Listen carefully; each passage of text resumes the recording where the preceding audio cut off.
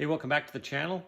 Thanks for joining. In today's episode, we're going to get back to the ZX7, the 1989 Ninja, and see if we can get it running for a longer period of time, heat cycle it, maybe do compression test and a few other things as we get to start the more complete disassembly, so stay tuned.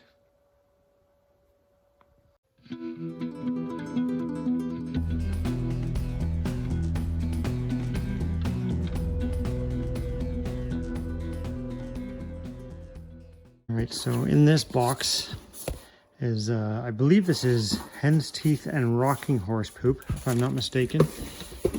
Let's see if I'm right. Yes, there it is. 89 hugger. Very rare. And then there should be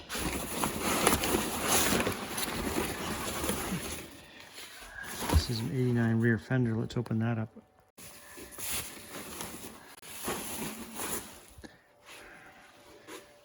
Right on. Yeah, these are not easy to find, and they're in pretty nice shape too. So thanks to Chris in the UK for making those available for me to buy.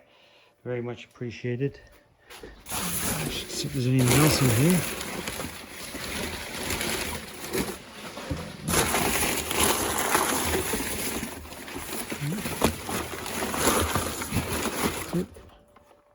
Okay, so I've started treating the rear fender and the hugger with the rubber care. This is Clean Flow Holistic Total Rubber Care. It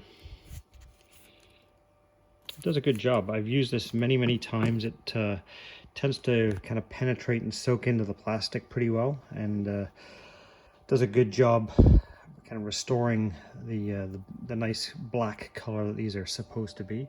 It won't be this shiny when it's finished. It's got kind of like an oily sort of finish to it, but once it's finished soaking in and you kind of give it multiple coats, then you kind of wipe it down and wipe it all off, and then it returns kind of the nice original black luster to the plastic.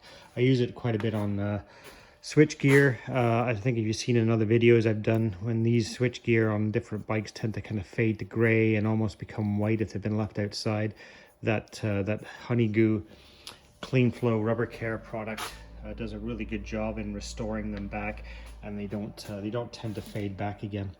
So anyway, the next thing I'm going to do is drain the oil out, because I had no idea how how long this oil has been in here.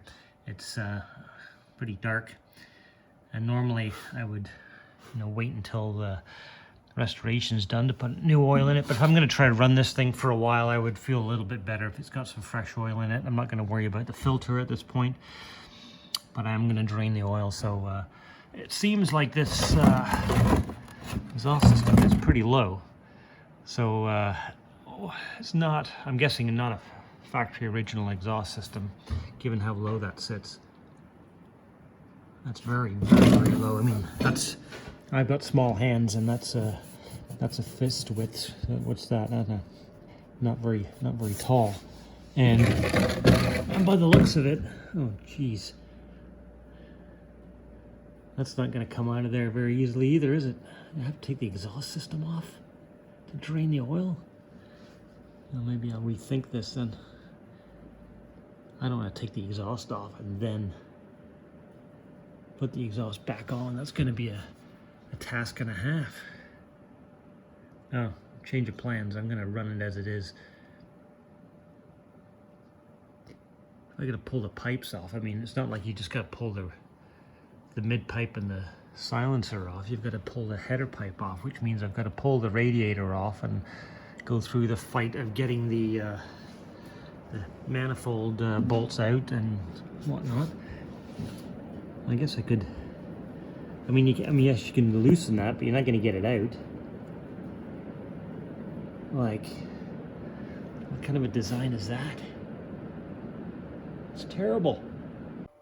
All right, so this is what they look like after they've been wiped off. So there's a little bit of residue still there, but generally speaking, you get the idea. This you saw the video of the shots there when it first came out of the package. It was in good shape, but it wasn't this sort of nice original black color. So this stuff, somebody, an old friend of mine told me about this stuff years ago, and he certainly knew what he was talking about in that regard. This stuff works really, really well. So we buy it here. You can buy it at a number of places. Canadian Tire, Princess Auto. I don't know where else you get it outside of Canada, but I'm sure it must be available in a number of countries. That's the company that makes it. Clean Flow. Holistic Rubber Care. It's good for vinyl, rubber, and plastic. Works like a charm.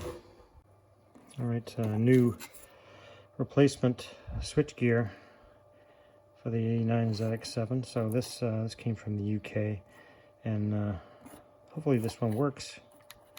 Feels much better. The button on the other one's a bit funky, and you can actually see all the printed writing and whatnot on this one, whereas this one is basically nothing left on it. So hopefully that'll be better. Let's get what I'm going to do is, because I don't want to be, I'm too lazy to take off the pipes and the radiator and take it all apart, drain the oil, put oil in it, put the pipes back on, put the radiator back. Not doing it. So I'm going to use the extraction pump and take out as much of the old oil as I can, and then I'll top it up again. So I don't even know if I can get anywhere down in here with this, because it's, of course, it's the clutch that's in there. It doesn't really give me a whole lot of room.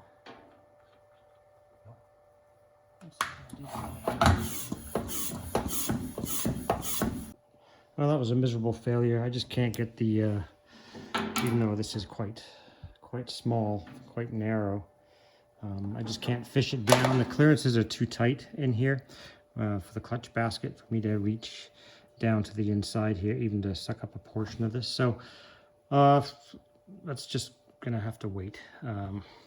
I'm not gonna run it for a super long time. I just want to make sure I can actually get it running.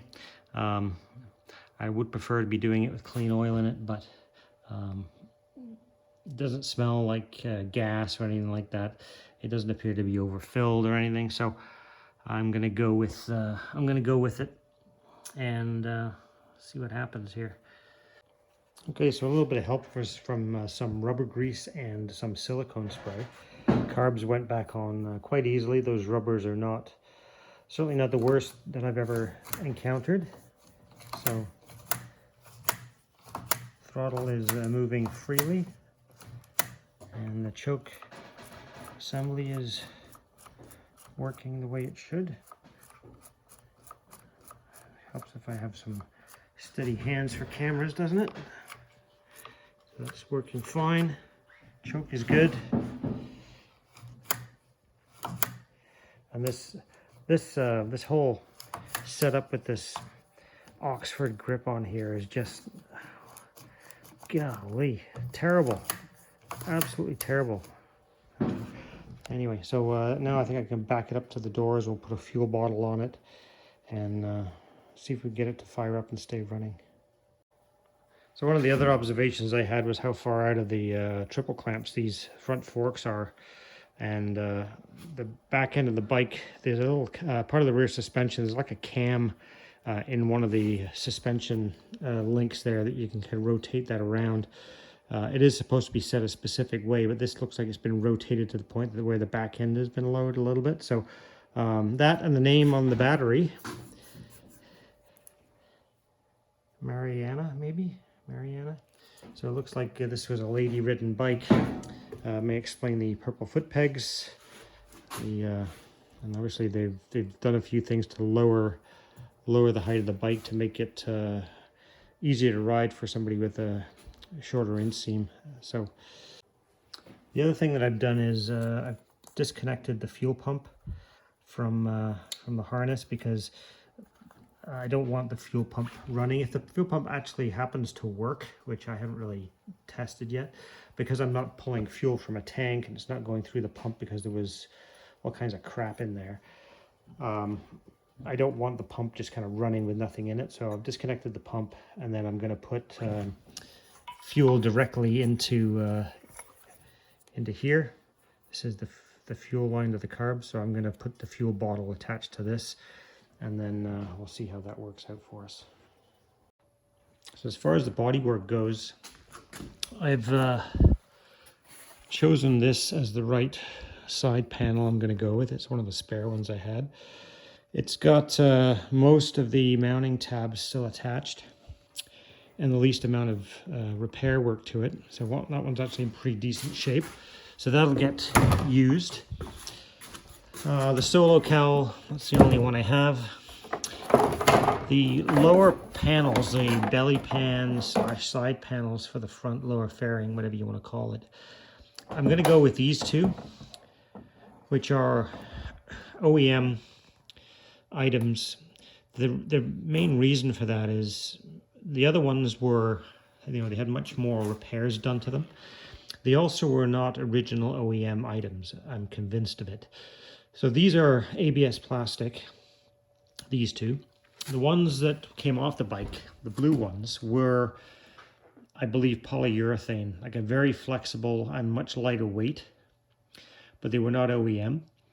Part of the reason I'm making that conclusion is, aside from the fact that it's a different material, they did not have these mounting holes for the reflectors, and there were no indication that they had been repaired in this area. There are actually some original production labels of some sort that had faded away, but they hadn't been fixed here. So these were missing.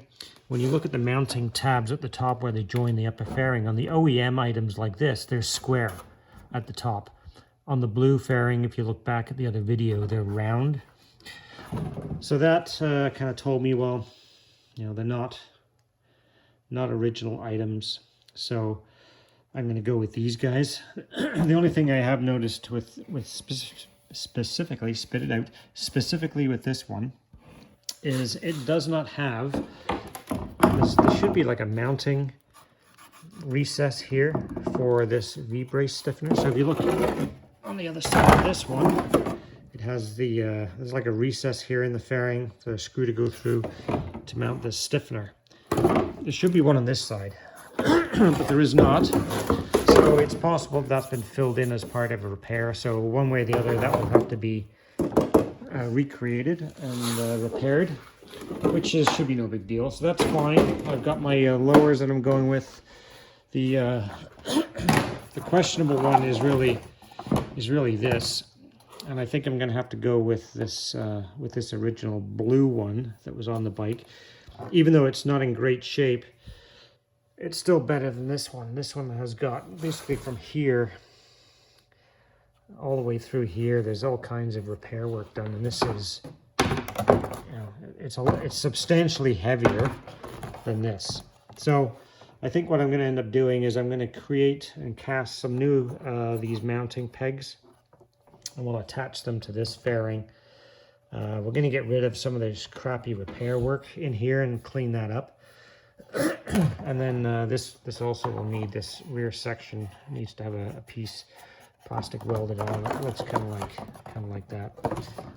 But yeah, so that's going to be the plan. And I think what I'm going to have to do is also a missing lug here on this one. So I have two options. I can cut these off this one, or I can just cast some new ones out of plastics, which is probably what I will end up doing. So that'll go back to the parts bin. I don't need that one. And then the other thing I'm going to take a look at is the seats. So yeah, I'm not sure yet which of these two passenger seats I'm going to go with. This one's got a mark on it, kind of right here. This one doesn't have any marks on it. I'm not convinced that either of them are kind of original vinyl. It's kind of hard to tell.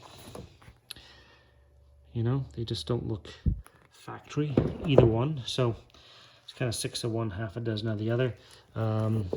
This one that came on the bike is in better shape than this one, I think. There's a crack in the vinyl right there. However, this one does have the seat strap on it. So, you know, one way or the other, we'll piece together a good set of seats. So yeah, it'll be fine. It will be fine.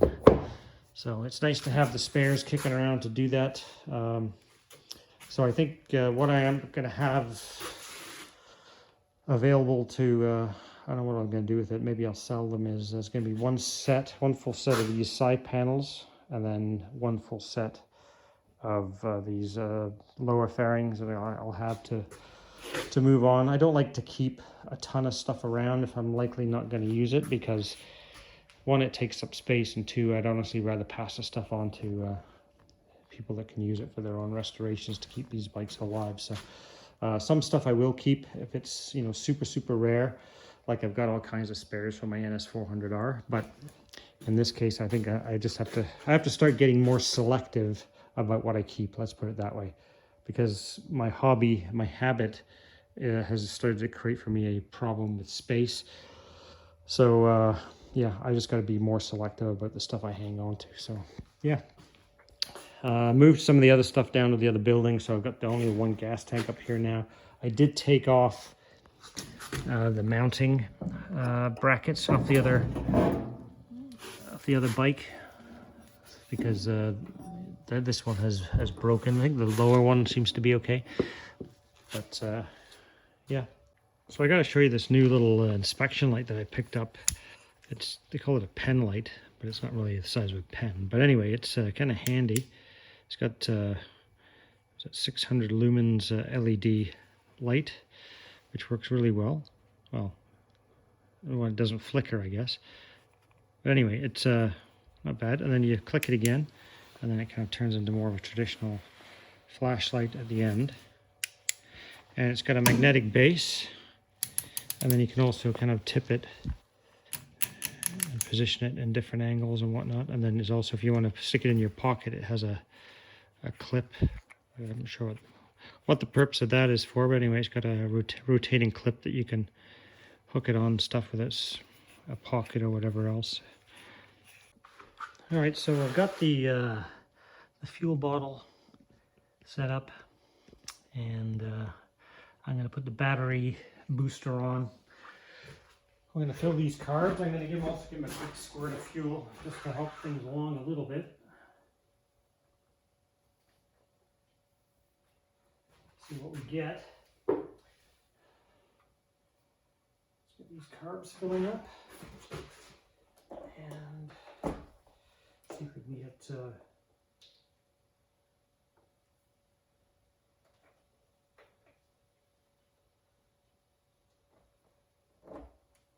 this thing started.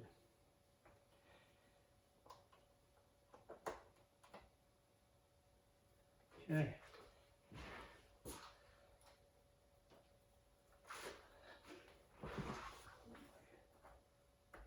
There we go. Power. See if my starter switch will work.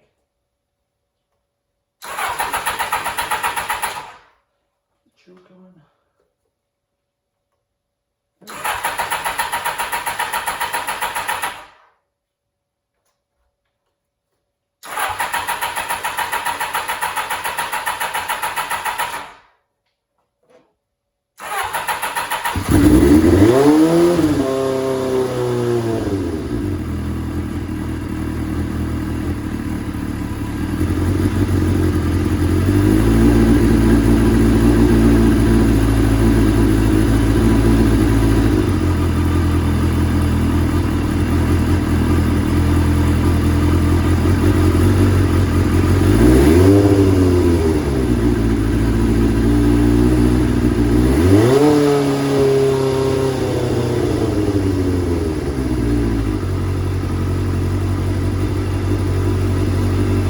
Smoke is from all the penetrating oil that I've been spraying on the exhaust pipe studs, but she sounds quite healthy. There's no smoke. This is all the smoke here is off the exhaust system, all the penetrating oil and whatnot. I did notice that the choke doesn't want to stay on, which is not unusual for these. They've got a little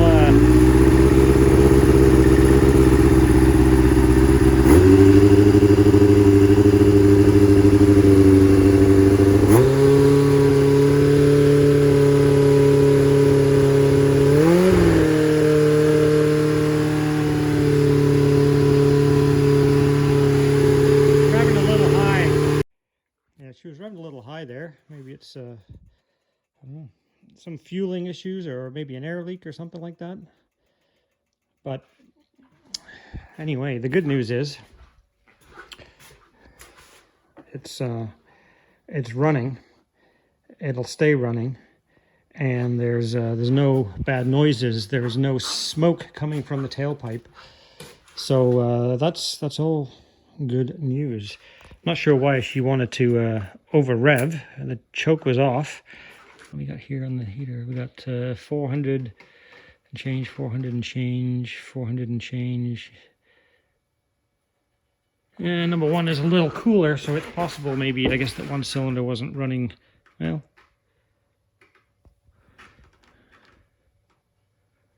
Cylinder number one is 325. Yeah, that looks like they're all working. Well, I think at the end of the day, that's not a bad start to the whole story. I think maybe should I start it up again, just see what happens? Maybe I will.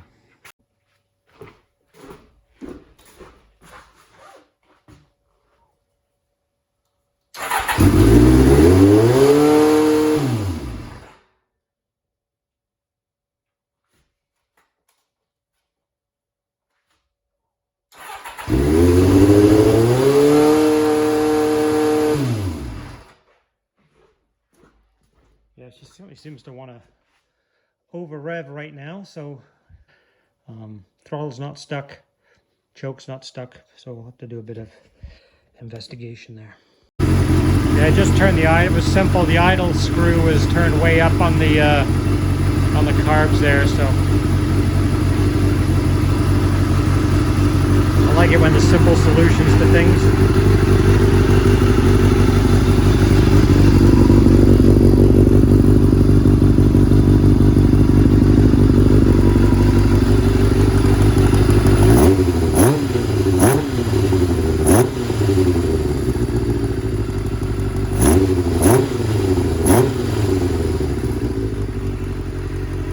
Better check the diaphragm on carburetor number 4, I think.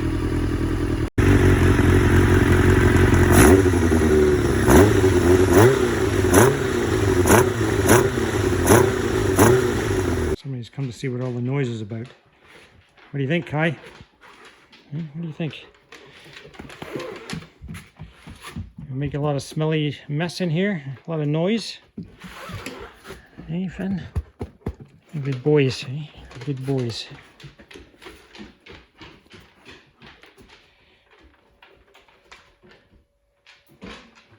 Okay, let's go. Come on. Time to go.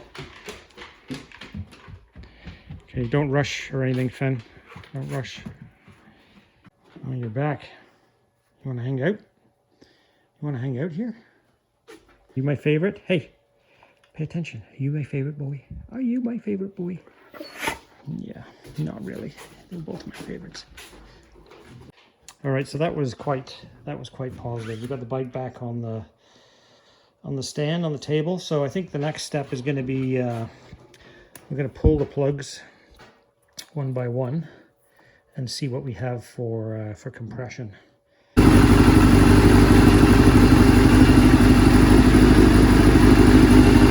running it out of fuel up on the stand here.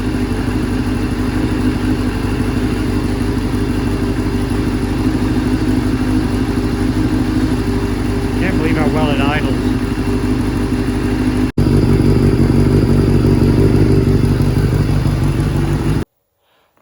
Alright, so plug caps are all off. It does have one mismatched cap. I'm going to have to see if I can find something that's a bit more in line with those. I don't like those kinds. They're kind of a pain in the neck to get in and out. You got to reach in with needle nose pliers, but we'll cross that bridge. The other thing now, before I pull the spark plugs out, I do want to kind of blow. Oh, for goodness sakes.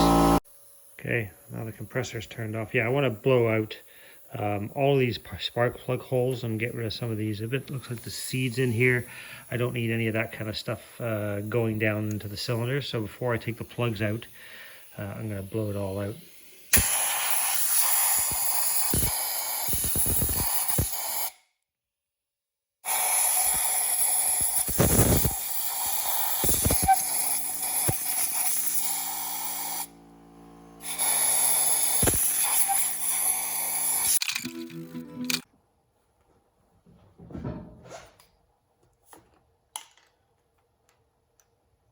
All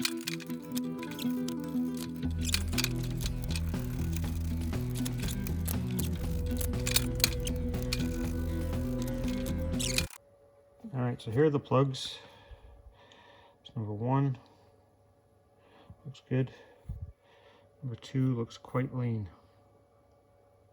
So that's running hot. Number 3 is a little, it's not too bad, but it's a little lean as well, I would say. And then number 4. So yeah, 1 and 4 look kind of normal, I would say, and then number 2 and 3 look a little bit lean, especially number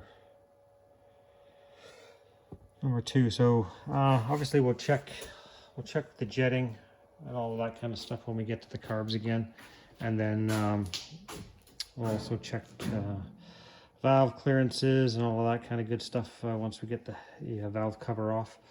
And some folks out there may notice that there's kind of nothing in here. I think on some of the some country models there's an air valve of some sort sitting in here.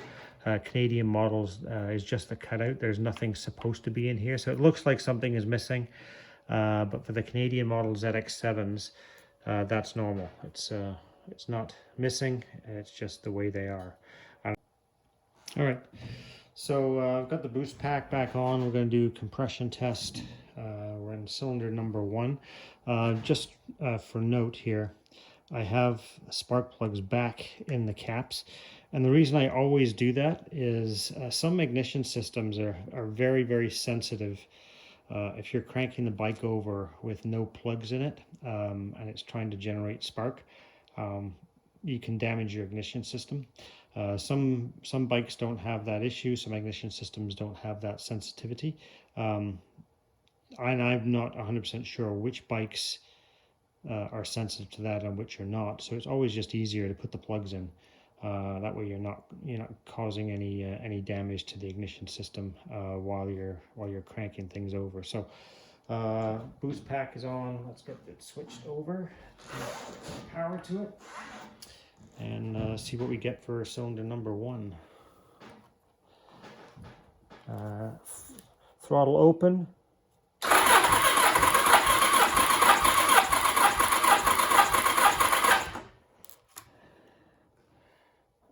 Well, that's 150, 160, 170, 180, 190. So let's see what it's supposed to be in the book. So the acceptable range is 139 to 200 and 213. So I would say at 190 psi, that's just fine. All right, so number 2. Let's see what we get. Let's see if you can see the gauge there. I'm not sure if it's easy to see. But, throttle open again.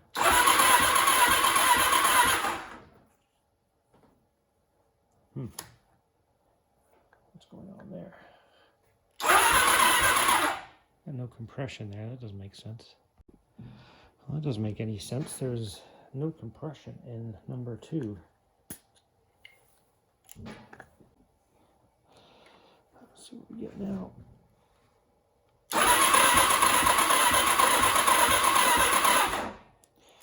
Oh, that's not good. Not good, not good.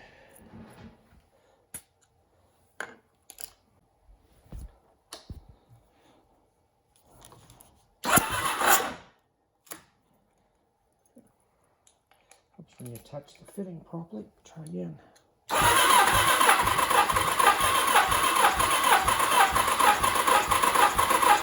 180. Here's number 4.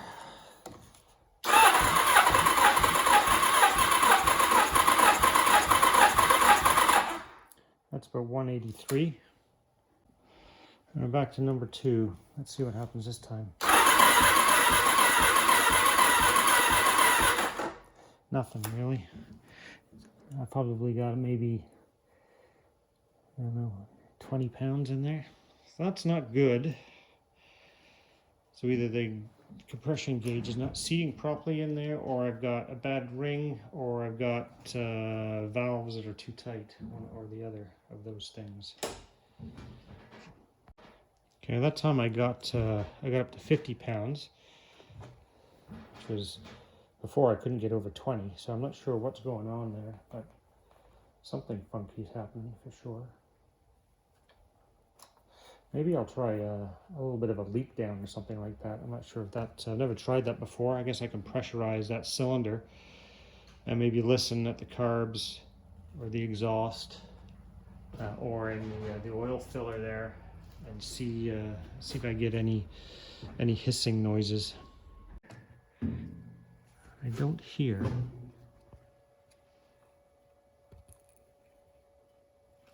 anything from carb 2.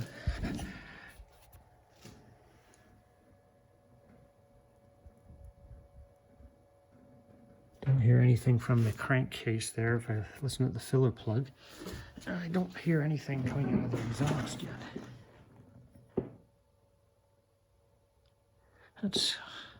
I would expect to hear something. What I am going to do is chuck a bit of oil in that cylinder and see if that changes the compression or not. I don't think it will, but because I wasn't burning any oil. So it was really, the rings were shot in there. I'd expect this bike to be burning, much more oil. And after I ran it, it really wasn't burning anything at all. So I'm not expecting that to make a difference, but we'll take a look. All right, so that's what we got in the cylinder 2 with a bit of oil in there. So it's got up to, probably about 135 pounds. As the last dry one I did, I got 50 pounds. So that tells me that it is a sticky ring or a bad ring or something like that. So I think maybe what I'll do is put some penetrating oil down there and probably try to run the bike again and see if we can free that up, because as I said, the bike's been sitting for a long time, and it's quite possibly sticking rings. It was, it started off I was getting maybe 20 pounds, and then it went to 50 pounds, and then I put the oil in and I got to like 135 pounds. So quite possibly sticking rings. So yeah, that will be the next job, is to see what we can do about that.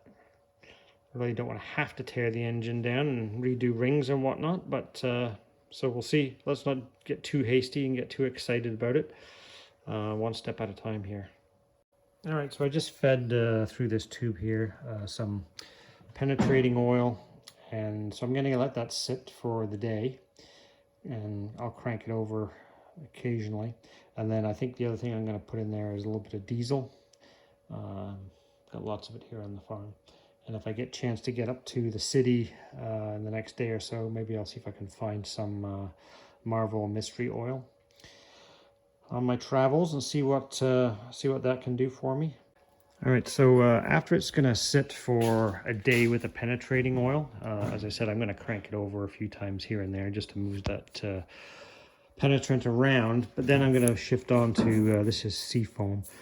You can't really see the label because I got the little straws taped onto it here. But yeah, I'm going to really soak the seafoam to it, and I'm going to do that over a period of probably 2 or 3 days.